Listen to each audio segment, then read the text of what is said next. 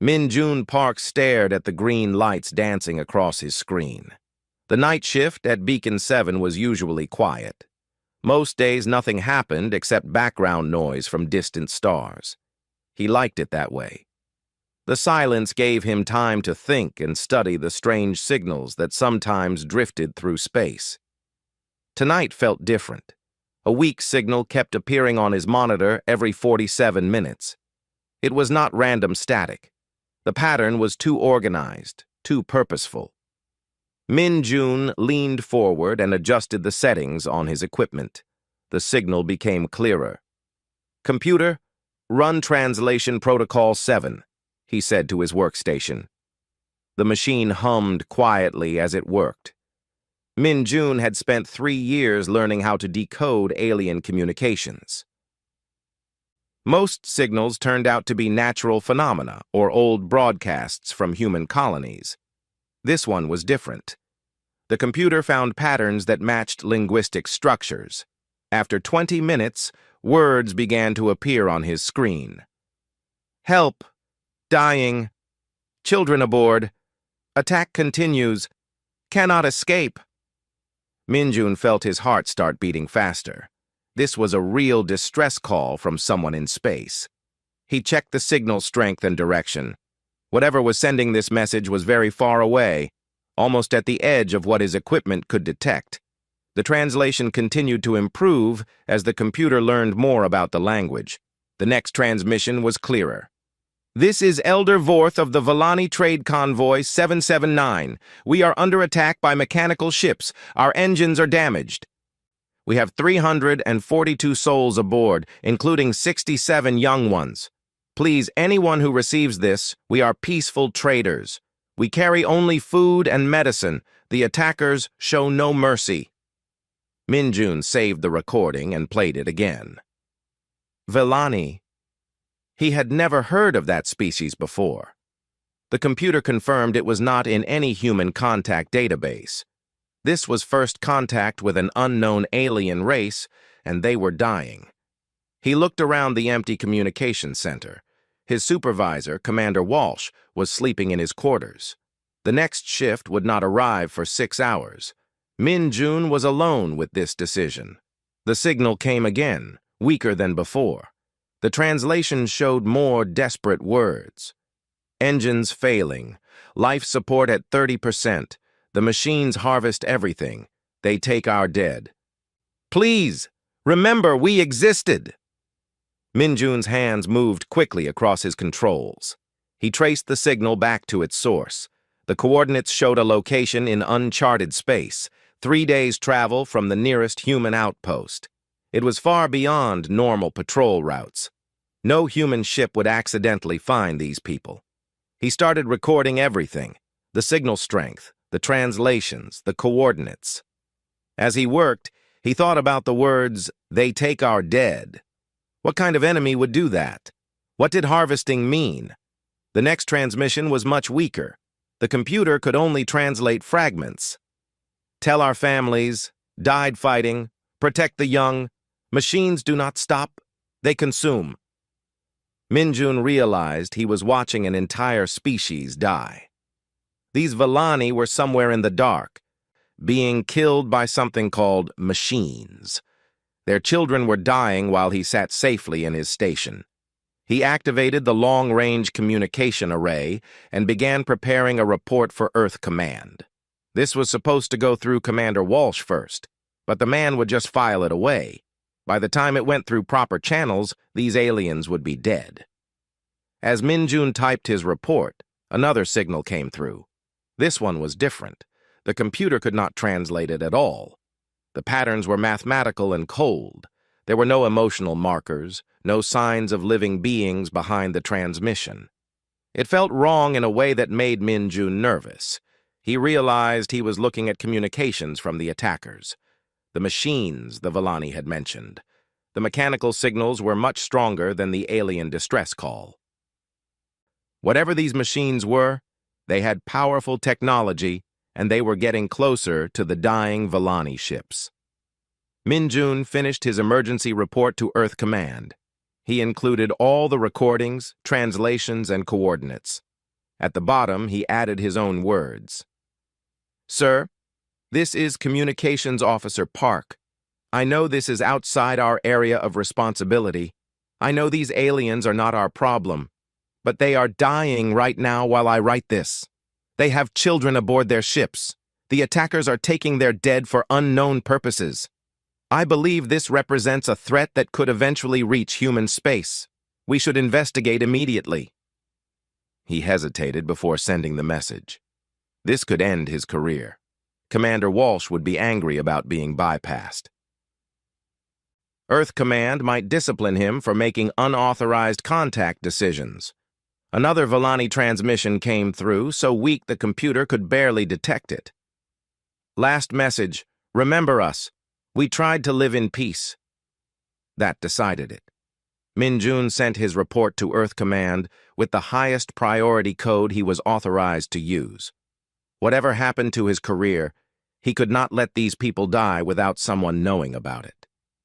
He continued monitoring the frequencies. The Volani signals grew weaker with each transmission. The mechanical communications stayed strong and cold. Sometimes he caught fragments that the computer could partially translate. Words like harvest, consumption, and efficiency appeared often. Hours passed. Min-Jun recorded everything, hoping someone at Earth Command would care enough to act. The Volani transmissions came every hour now instead of every 47 minutes. Each one was weaker and more desperate. Just before his shift ended, the signals stopped completely. The frequency went silent, except for the mathematical chatter of the machines.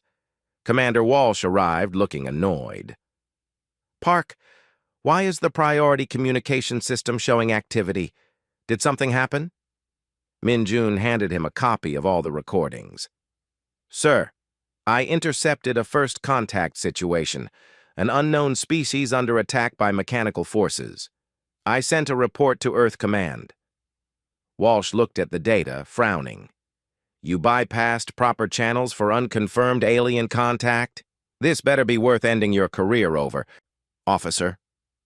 Min-Jun thought about the dying voice saying, "Remember us." He thought about children on those dark ships being consumed by machines. "Yes, sir," he said quietly. It was worth it. Admiral Sarah Chen looked at the emergency report on her tablet while walking to the morning briefing on Luna Base. The message from Communications Officer Park had arrived 6 hours ago with high-priority tags. Most emergency communications turned out to be false alarms or equipment problems. This one was different. The briefing room was full of senior officers discussing routine patrol schedules and supply issues. Chen waited for them to finish before speaking. "We have a first contact situation," she announced. The room went quiet. A communications officer at Beacon 7 intercepted distress calls from an unknown alien species. They were under attack by what they called mechanical forces. General Martinez, head of Colonial Defense, leaned back in his chair. "Admiral, with respect, we receive dozens of unconfirmed signals every month. Most turn out to be natural phenomena or old broadcasts."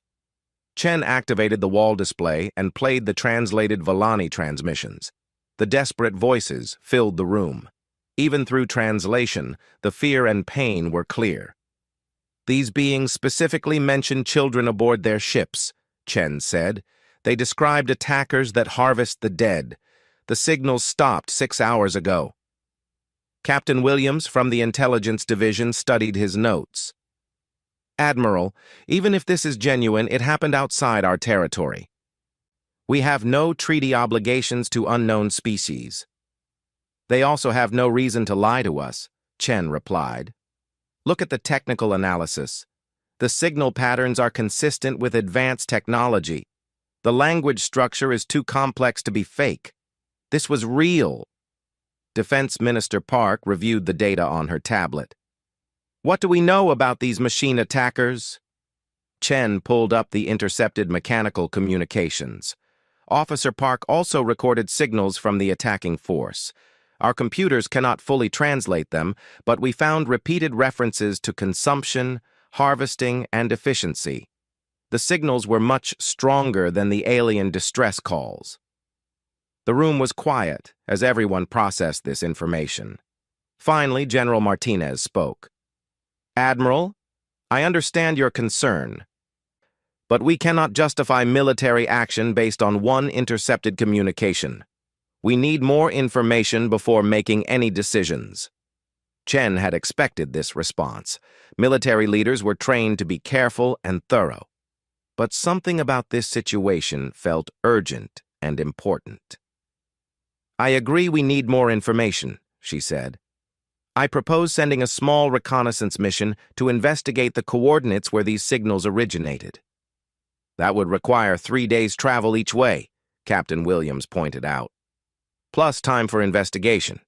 We would be committing ships and crews for at least a week based on very limited evidence." Chen stood and walked to the star map displayed on the wall. She pointed to the coordinates Officer Park had provided.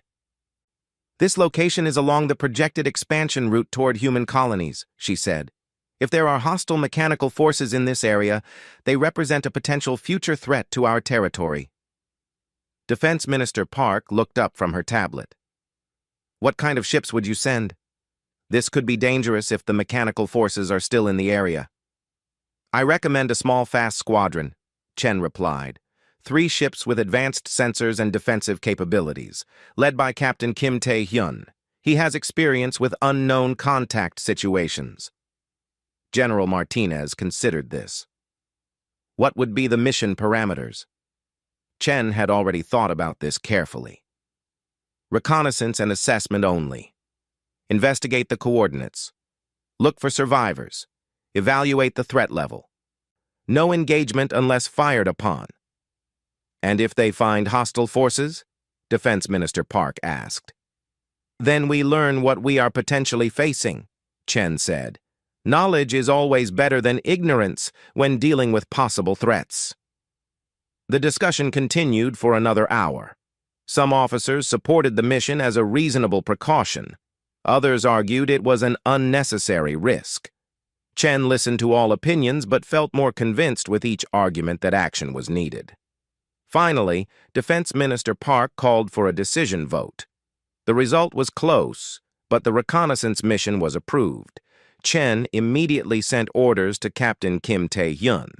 His squadron would depart within 12 hours. She also sent a message to Officer Park at Beacon 7, thanking him for his report and informing him that action was being taken. As the briefing ended, Captain Williams approached Chen privately. "Admiral, what if this is a trap? Unknown aliens calling for help could be a way to lure our ships into an ambush." Chen had considered this possibility. "Captain, if beings advanced enough for interstellar travel wanted to ambush us, they would not need to use such an elaborate plan. They would already know our ship locations and capabilities. But what if the mechanical attackers are the ones who sent the signals? Then Captain Kim will find evidence of that and report back," Chen replied. "Either way, we will know more than we do now." That evening, Chen watched Captain Kim's squadron depart from Luna Base.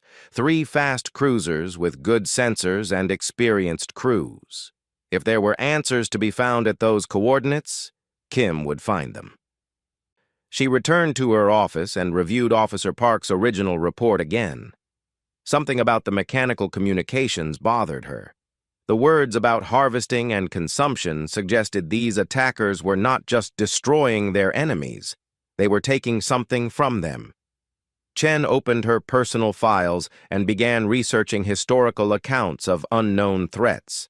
She found several instances where early warnings were ignored, leading to much larger problems later. She also found cases where quick action prevented major disasters. 2 days later, she received a priority message from Captain Kim's squadron. They had arrived at the coordinates and found something that changed everything. The message was brief but alarming. "Admiral, we found the debris field from the Villani convoy. Evidence suggests systematic destruction and harvesting of organic material. We also found 3 damaged ships with survivors. First contact protocols initiated. Urgent. The mechanical attackers appear to be part of a larger threat. Request immediate reinforcement and permission to render assistance to survivors. Chen read the message twice, then activated the emergency communication system. Within an hour, the senior staff was assembled for another briefing. "Ladies and gentlemen," Chen announced, "Officer Park was right. We have a situation that requires immediate attention." Captain Kim Tae-hyun stared at the debris field floating in the darkness of space. Twisted metal and organic material drifted in slowly expanding clouds. His sensors showed the wreckage of at least 12 large ships, but the pieces were scattered across thousands of kilometers. "Captain, we are detecting faint energy signatures from 3 locations in the field," reported Lieutenant Commander Hansen from the sensor station. "Possible survivors." Kim studied the tactical display. The debris patterns told a story of systematic destruction. The ships had not been destroyed quickly in battle. They had been taken apart piece by piece. "Take us to the nearest energy signature," Kim ordered. "All ships maintain defensive formation. We do not know if the attackers are still in the area." As they approached the first survivor ship, Kim saw how badly it was damaged. The hull had large sections cut away with precise mechanical tools. Life support systems were barely functioning, but someone was still alive inside. "Open a communication channel," Kim said. "Use the translation protocols from Officer Park's report."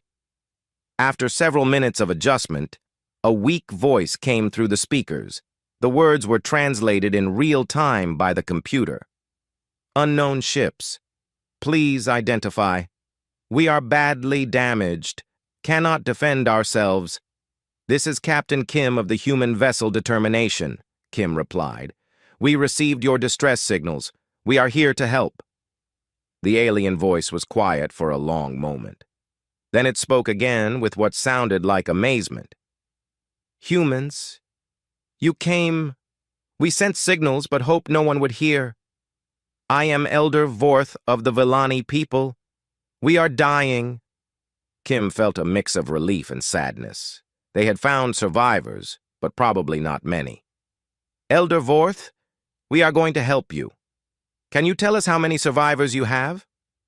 43 on this ship. Maybe 20 more on the other damaged vessels.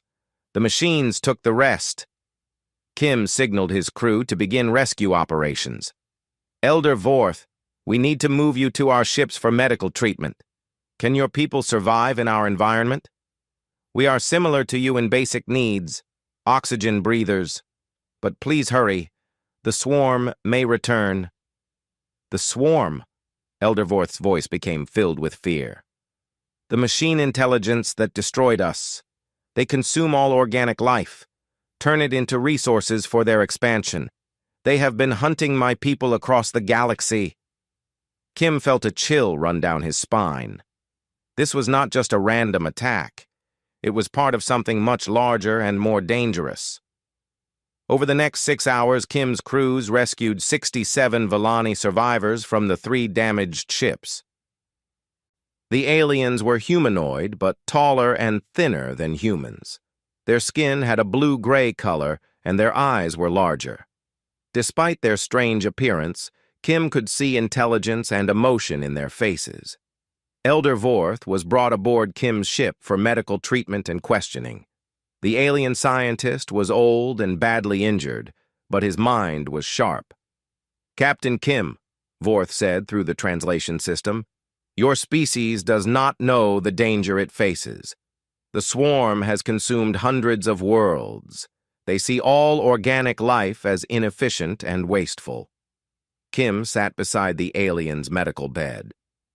"Tell me about these machines. How do they fight? What are their weaknesses?" "They are ancient artificial beings who believe only mechanical life should exist," Vorth explained. "They turn living beings into raw materials for building more machines. They have been expanding across this part of the galaxy for thousands of years." "How many ships do they have?" Vorth's large eyes showed deep sadness. "More than stars in the sky, Captain. They build new ships from every world they consume, and they never stop expanding." Kim felt the weight of this information. Elder Vorth, why did they attack your convoy? Were you a military threat? We were traders and refugees, Vorth replied. The swarm destroyed our home world 50 years ago. We have been running ever since, carrying the last genetic samples of dozens of species they eliminated. The translation system highlighted important words. Genetic samples, seeds, DNA, living specimens of creatures that no longer exist. We hoped to find a safe world where they could live again. Now that hope is gone. Kim made a decision that would change everything. No, Elder Vorth, that hope is not gone. We will protect what you carry, and we will stop these machines from destroying more innocent people. Vorth stared at him with confusion. Captain, you do not understand. Humans are also on their target list. Your expansion into space has been noticed. They will come for you eventually. This was the information Kim had been dreading to hear. The threat was not just to unknown aliens in distant space, it was coming for humanity. When? Kim asked. They move slowly but steadily, Vorth said.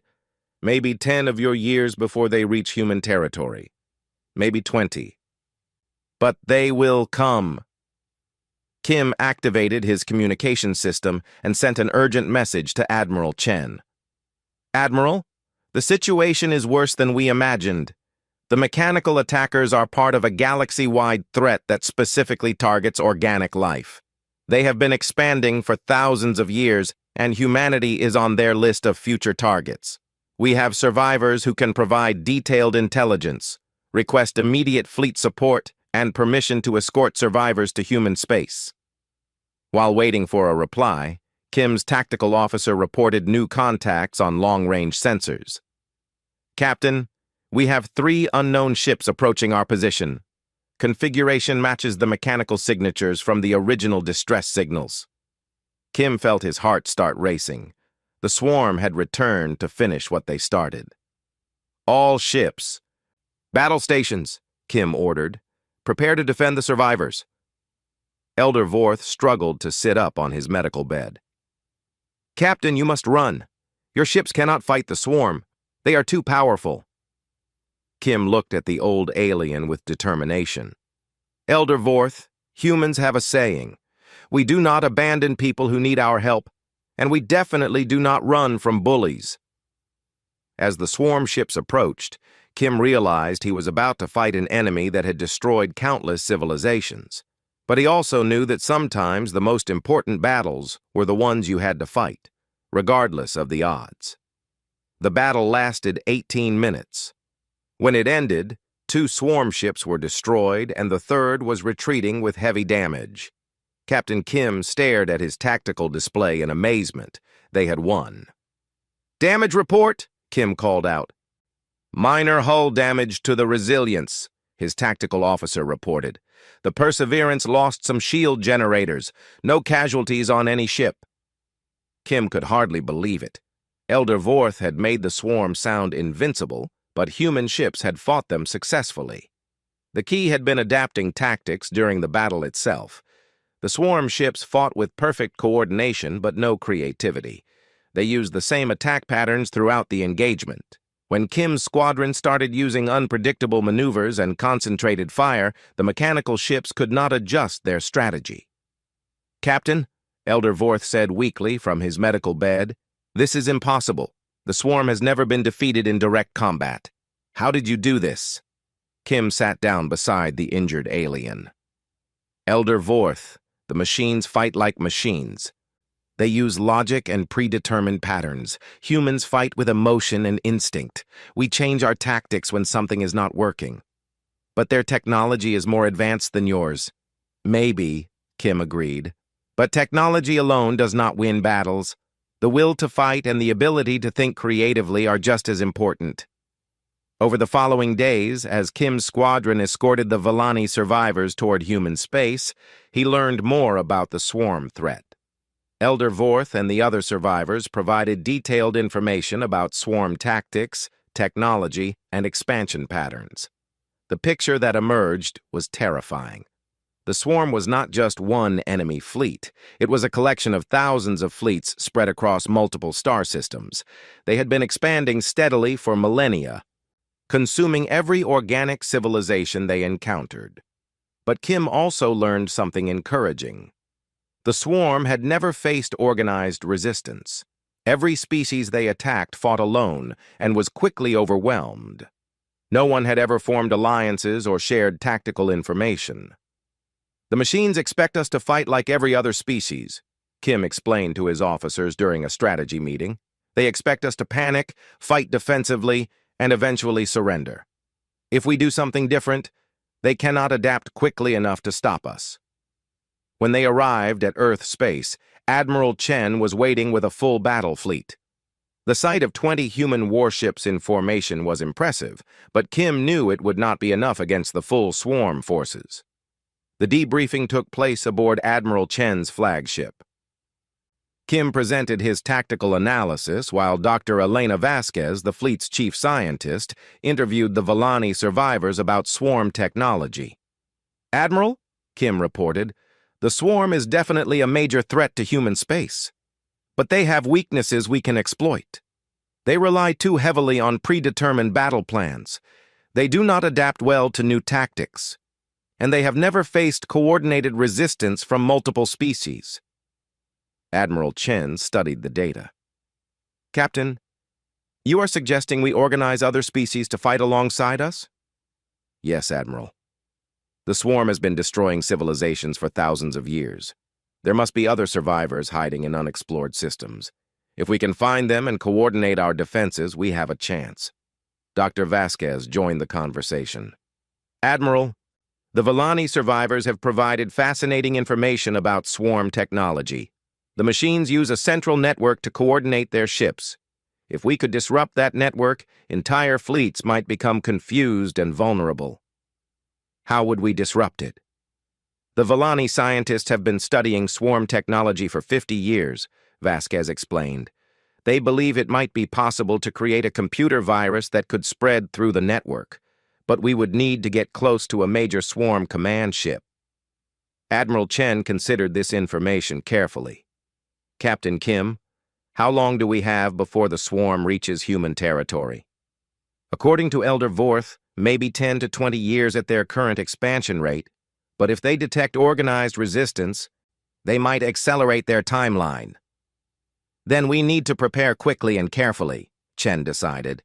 "I want you to lead a mission to search for other survivor species. Find anyone who has escaped swarm attacks and convince them to join our alliance."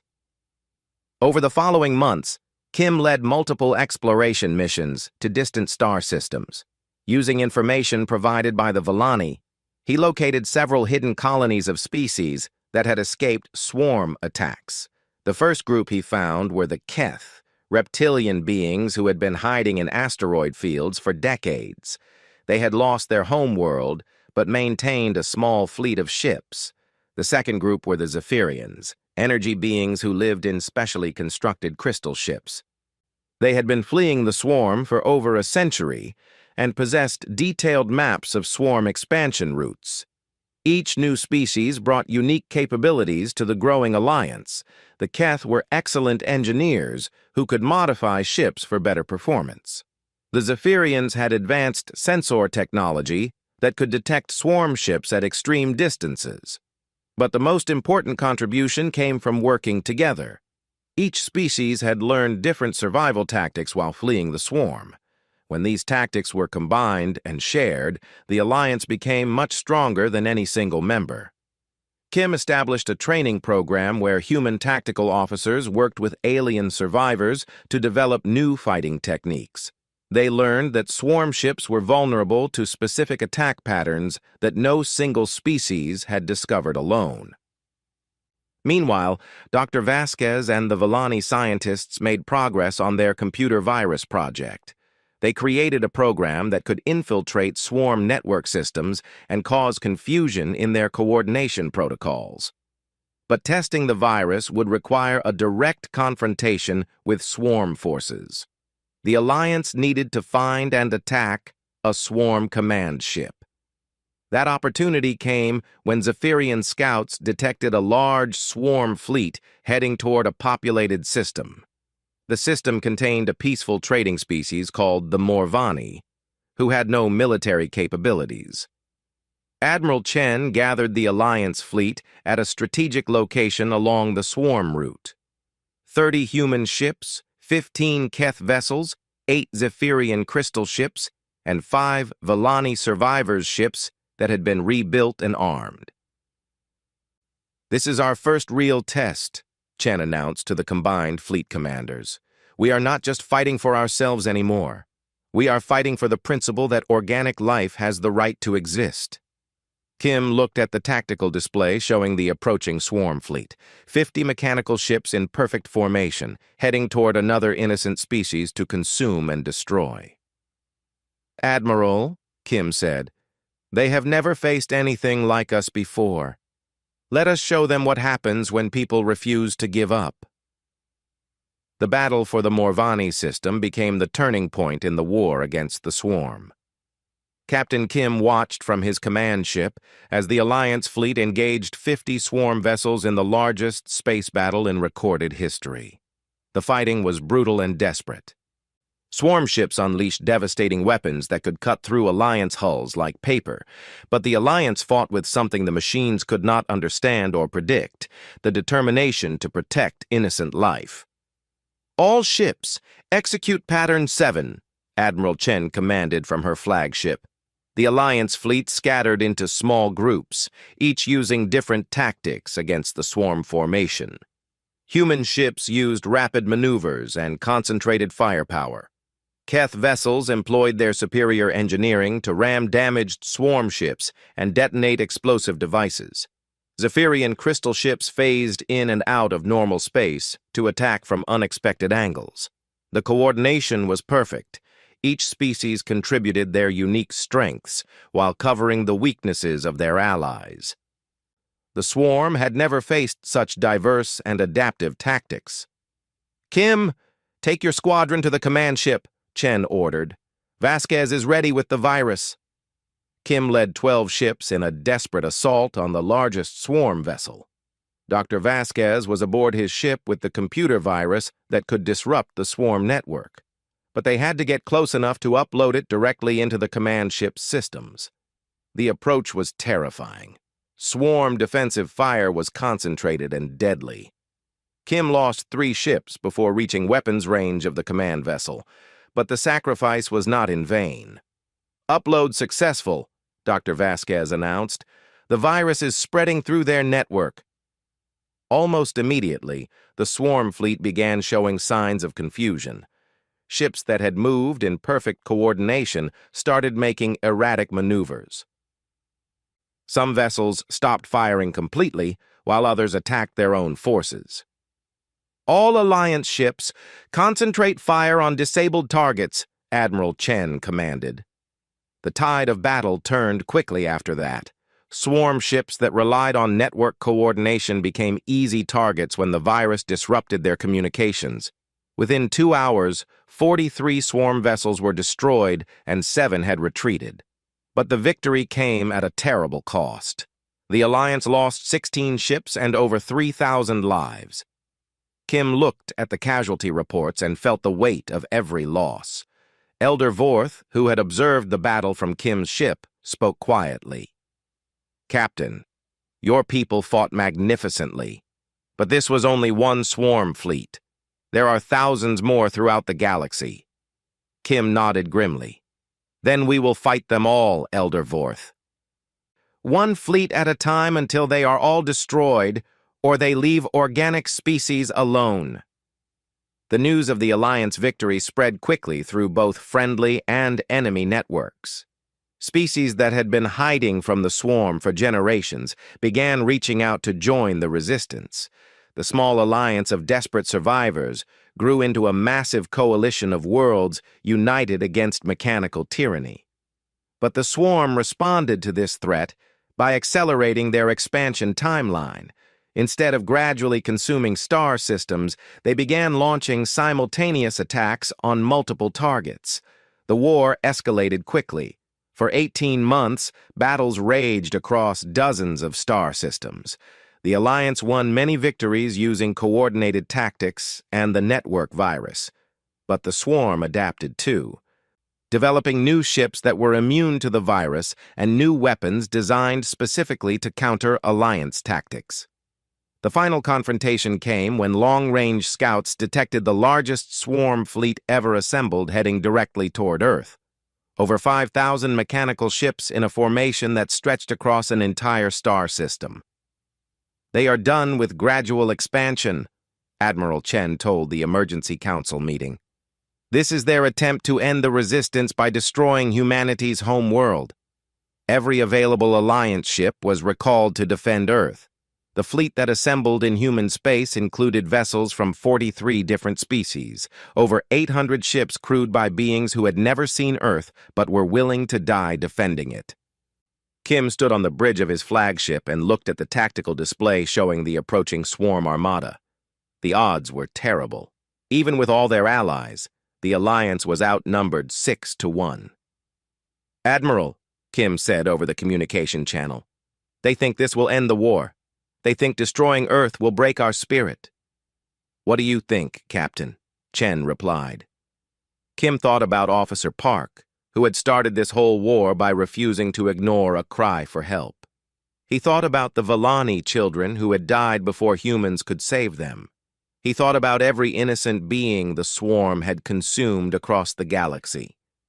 "I think they have made a serious mistake," Kim said.